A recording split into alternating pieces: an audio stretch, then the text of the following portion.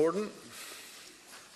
Thank you, Caoirleach, and I too would like to add my voice of support to Senator Batchik's call, please, today for those with cystic fibrosis.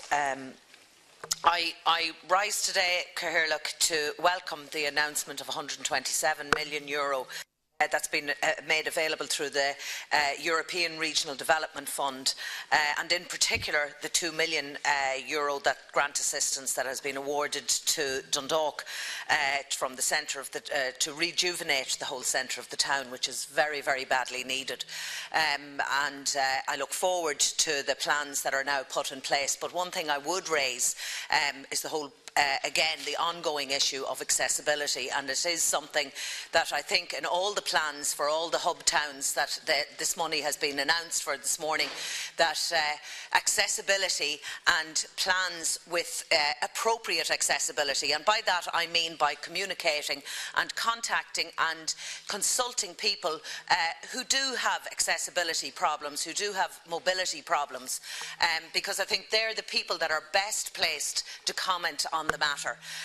And so I would ask that all people, it's whatever town that this work has been carried on, but most specifically, I suppose, for my own town of Dundalk, that people be consulted. I think mobility and accessibility is a huge issue. Just this afternoon, I actually have a group up from RD, from the Irish Wheelchair Association, and I know the trouble and the amount of trouble that the ushers have gone to ensure that the 8 or 10 wheelchairs that we have today are being accommodated. So I think it's a huge problem, you know, the whole problem of accessibility and mobility. Senator Keane referred to the programme last night on people living in emergency accommodation. I unfortunately haven't seen the programme yet. I've heard all the comments today, and I do look forward to catching up on it. But I think there is a whole issue that everybody is talking about, and these people that were featured last night, or we talk about, I know in Dundalk we had the halting site, the people that were moved on from there on Friday, and talking about rehousing and emergency accommodation. Recently in Dundalk I've had 3 families who have come in very close contact to each other, have come to me, where one family I know will be evicted on Friday because the landlord is selling the house and they can't get rent control.